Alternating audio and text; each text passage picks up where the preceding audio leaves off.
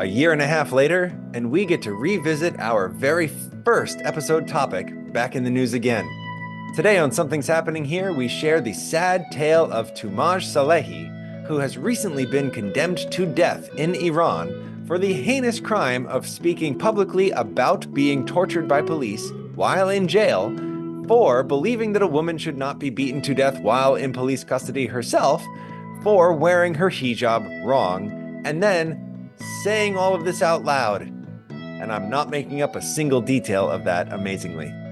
Our debut episode, which was called For the Love of God, we looked at this story, and now we get to look at its aftermath. In many ways, it is the precise opposite of Monday's show, to be sentenced to death for claiming police brutality while imprisoned for supporting the Mahsa Amini protests. It's a mouthful, huh? Welcome to the show.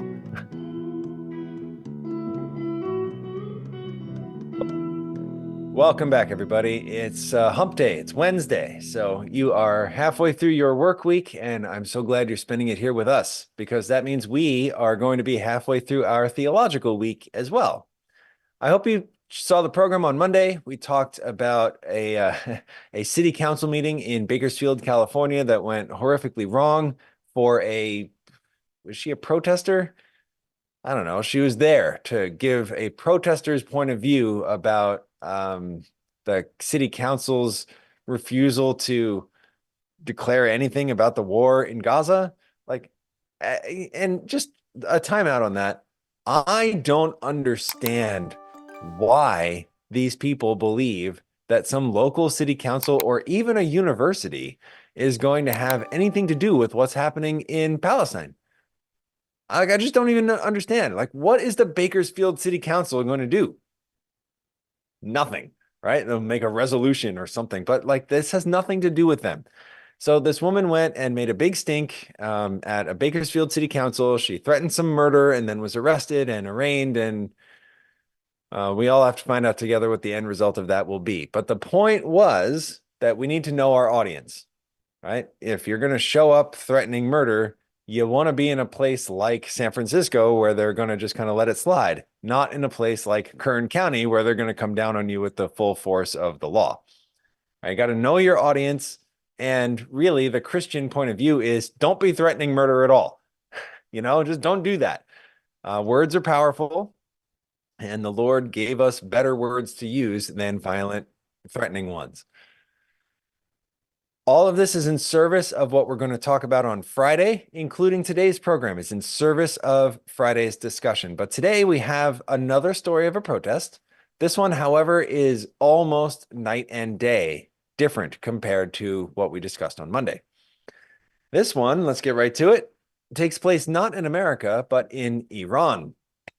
Now, Iran, I hope actually you saw last week's episode, which was about Iran as well.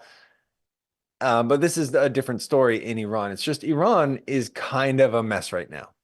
And the reason why I suggested last week that it's a mess is all about the spirit that is in control of Iran right now, and has been for a generation.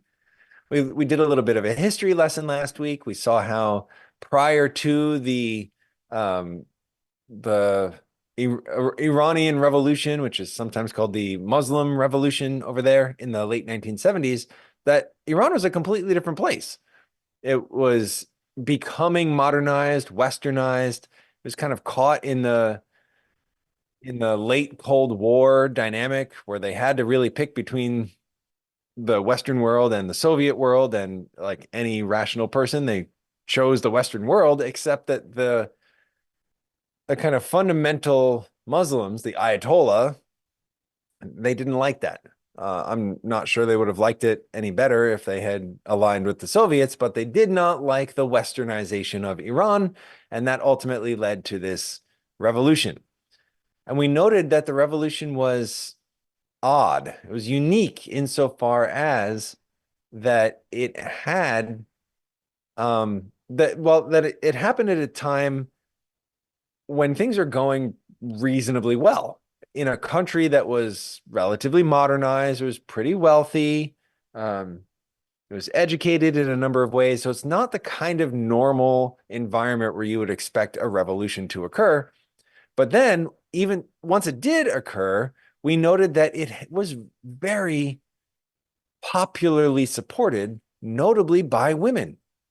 So even though the revolution from the very beginning had as its kind of like, spine that held the whole thing up and together was to put women in a more traditional role, right?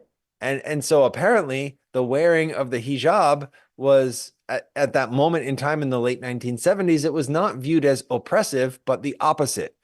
It was viewed as a symbol of the revolution, and it was wildly popular even among women. I believe all of that is a spiritual nightmare. All of that was a recap of last week's episode. So if that sounded interesting to you, then go to tdimedia.org and you can look up the archives there. But all of that was last week's episode, and I suggested that it was like a spiritual malaise. That's probably the wrong word, but a spiritual problem.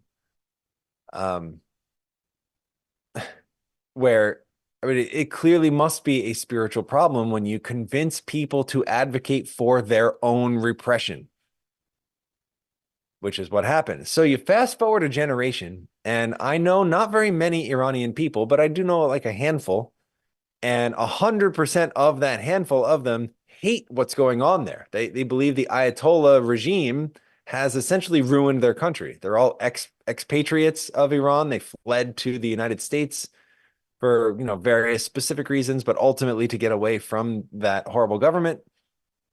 And apparently, according to the article that we read, the people at large in Iran don't want to be warring against Israel the way that Iran currently is. So, in case you don't know, Iran has been funding terrorism against Israel for a long time now, including funding Hamas. So this war would not be happening right now, except that Iran has been giving Hamas money and weapons to wage the war. So it's always been a proxy war with Iran, but then recently Iran launched a direct attack with hundreds of air missiles against Israel, and it was a massive fail. And none of that's relevant for today, but that's what we were discussing. And so it seems that that kind of spiritual sleepwalking that's been going on there for a generation is coming to an end, right? Because the government still wants to keep it same old for the last 40 years, but the people don't seem to be terribly interested in that anymore. And today's story is related to that insofar as we're going to talk about a dude, not a woman with a hijab problem, but he's a dude who feels strongly about women with a hijab problem. So let's read it. The article is called Iranian Hip Hop Star Sentenced to Death. My producer and I discussed before we started shooting that neither one of us were aware there even was such a thing as Iranian hip hop. It seems like in that culture, that in and of itself would be criminalized. Because, I mean, hip hop is not exactly like in favor of the status quo. It's as an art form, it's generally contrary by nature. And so I just wouldn't even think that would be allowed, but apparently it is. And he's a popular guy. His artwork is popular, well known, and he has been sentenced to death. Rather than read the whole article, I'll just tell you why. This dude cared very much about Mahsa Amini. Mahsa Amini was a woman who was arrested back in late 2021, I think it was, because allegedly she was wearing her hijab the wrong way, which is an actual crime in Iran. So she was arrested, and while she was in police custody, she died. She was apparently beaten to death. And everybody thinks the cops did it. There's no reason to believe that it wasn't the police who did it. But of course, the police, as far as I know, have never actually admitted to that. But it's like everybody knows what happened to Nicole Brown Simpson. even though you're not allowed to say it. Everybody knows what happened to Mahsa Amini, even though they're not allowed to say it.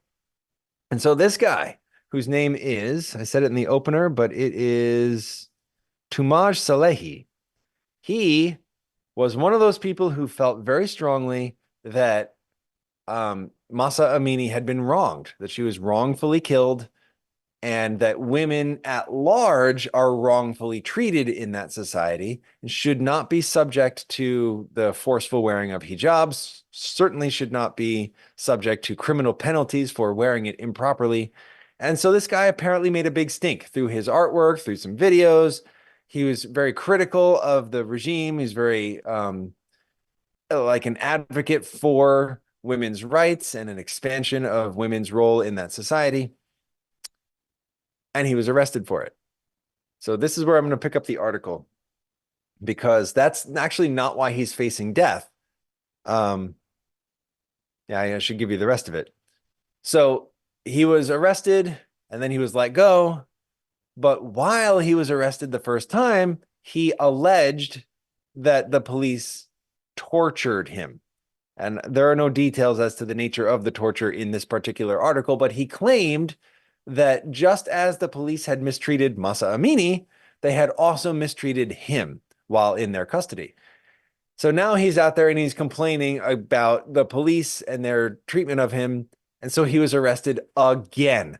And it's a result of this second round of criticism against the state that he has now been found guilty of some sort of crime and is sentenced to die. The article summarizes this by saying, Salehi was then first arrested in October 2022 as a result of the public statements. Yeah, so I said 21 earlier, but I guess that was wrong. It was 22. As a result of the public statements, he was sentenced in July 23 to 6 years and 3 months in prison for, quote, corruption on earth. Corruption on earth. I mean, that lets you know right away this is some sort of authoritarian regime going on over there. When the crime for which you're guilty is on the order of like, you violated natural law, right? It's corruption on the earth. That means nothing. That's just that's a phrase that means nothing, but it sounds really bad.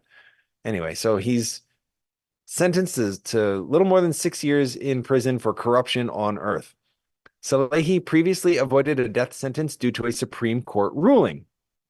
He was released on bail on November 18 of 2023 after the Supreme Court, responding to an appeal, found, quote, flaws in the original sentence. His case was returned to a lower court for re-examination and possible retrial. However, less than 2 weeks later, the musician was sent back to jail, facing new charges after publicly discussing his torture in prison in a video. Right? So all of this stems out of the Mahsa Amini problem that we covered here on the show in our very, very first episode back in late summer of 22. A popular podcaster I enjoy listening to, he's fond of saying things like, you listen to my show to get tomorrow's news today. And I'm not going to make that claim for us, but in this particular case, it seems that we were onto something right out of the gate. We were onto a big story that is still facing, consequences and results a year and a half later. Well, that's the story. Why are we talking about this? Well, it is pretty much the opposite problem to what we discussed on Monday, because on Monday, the protester was clearly out of line. Like in any culture, for any reason, even if you get up and threaten violent murder against the people that you are speaking to, you're gonna get in trouble, unless you're in San Francisco. But like that's a wrong thing to say and do by pretty much anybody's standards. And in my opinion, she was rightfully arrested and prosecuted for that.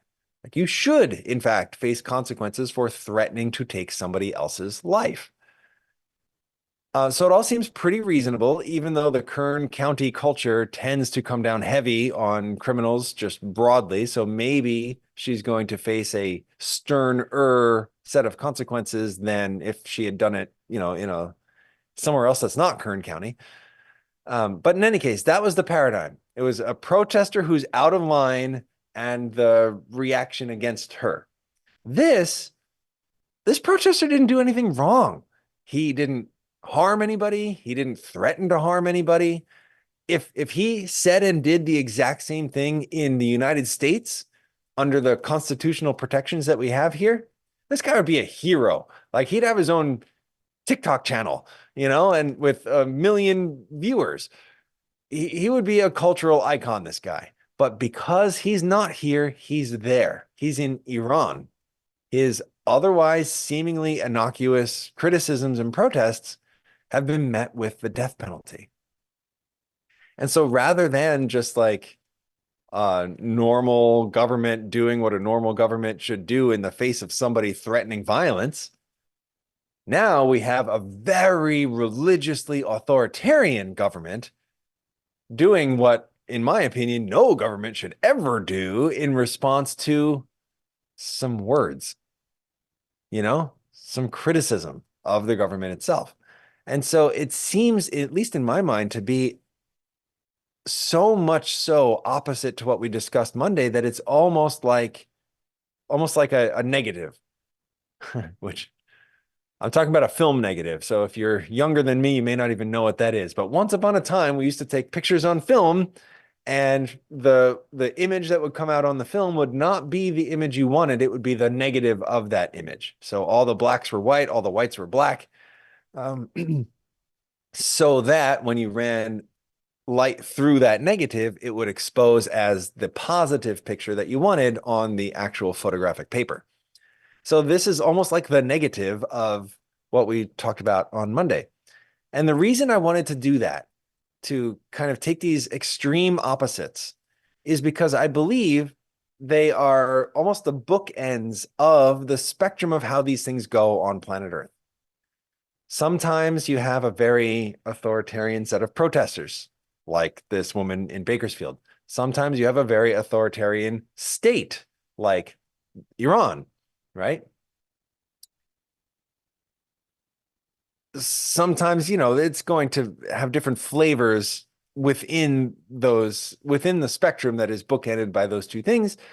But we at least see that usually it ends badly for somebody, and often the protesters, actually. Whether they bring it upon themselves or it is forced upon them, it usually ends poorly for the protesters themselves. And so on Friday, we're going to bring the whole paradigm up into the heavenly realm and see what God does when the entire universe protests against him. Maybe we can draw some lessons for how we should do things differently on earth, but whether we can do that or not, we will hopefully allow the Lord to touch our hearts and give us a hungering and a thirst for eternity and for his kingdom of perfect justice. But for today, I don't want to end the show without going to the Bible. I realized after the fact that I meant to use the Bible on Monday, but I got so caught up in the absurdity of threatening murder in Kern County that it just ran out of time. So I don't want to do that again.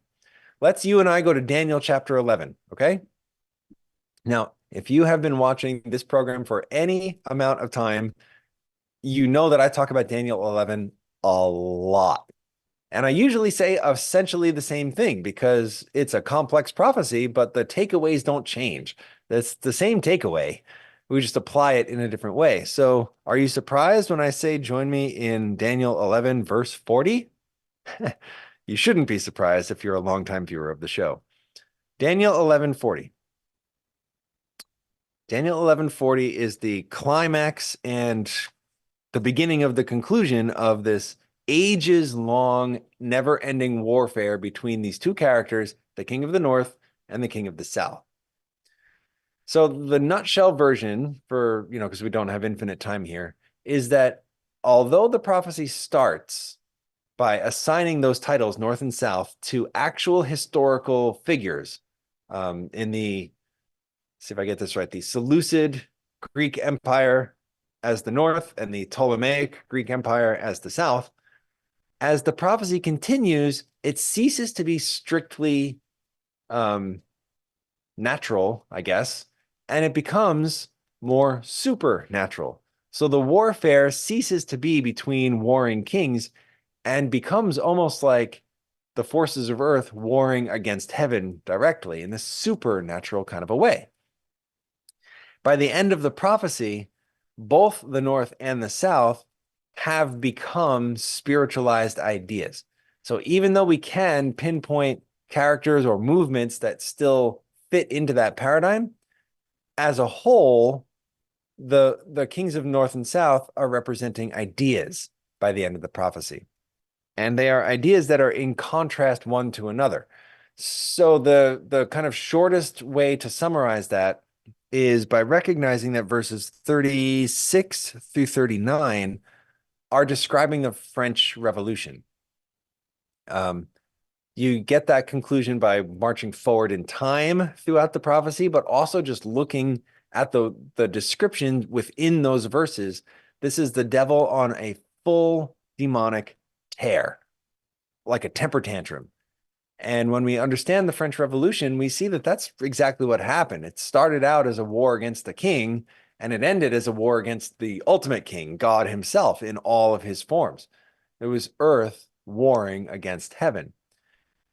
From the French Revolution is where we got the terms left and right to talk about politics, because within the French parliament, or I'm not going to use the right word, but within the French government system at the time, the two kind of parties were seated on the left and the right. And those who were on the right were the religionists, the ones who wanted the monarchy to stay in power, wanted the church to stay in power, and were wanting things to stay the way they had always been.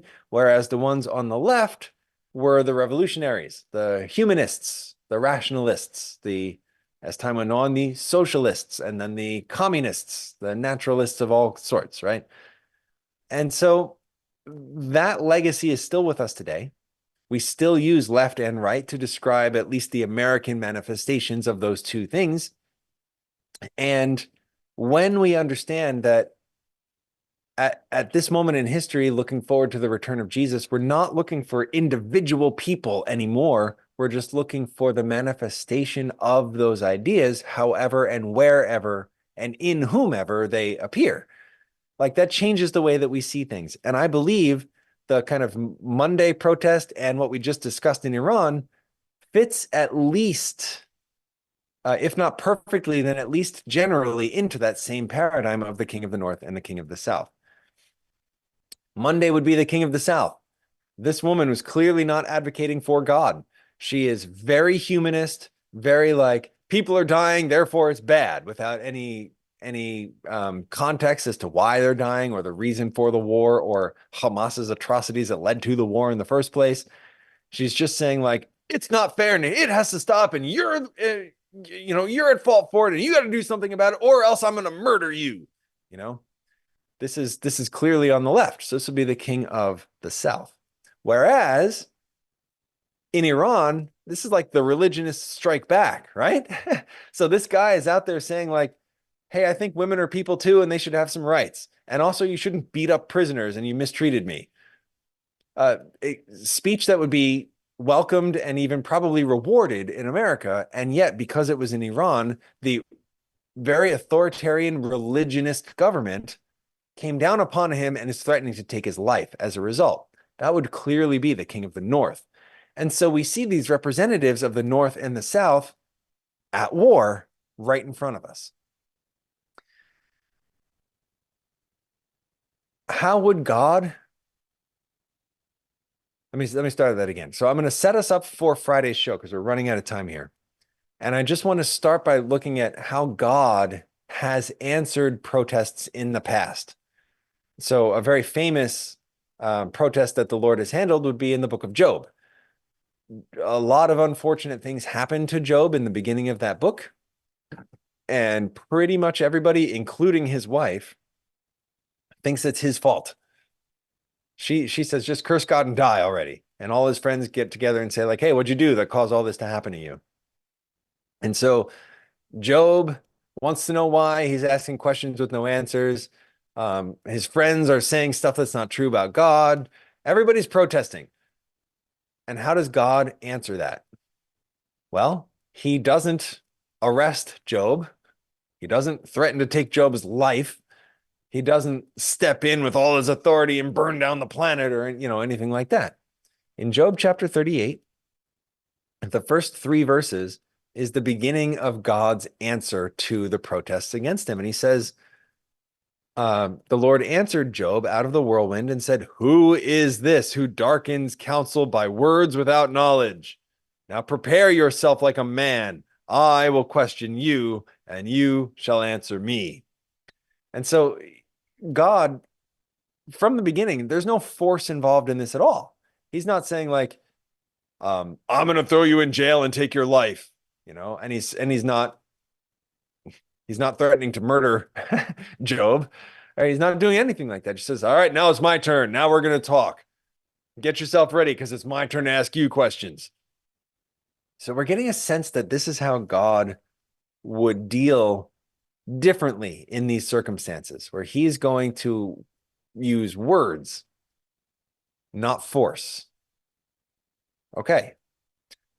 The next principle, we'll get this from 1 Corinthians chapter 6, because this will set us up directly for Friday's show. We're going to look at Revelation chapter 20, and I'm going to suggest that there is a trial happening there, and that we, the saints of God, are the judges. 1 Corinthians chapter 6 does give us some support of that.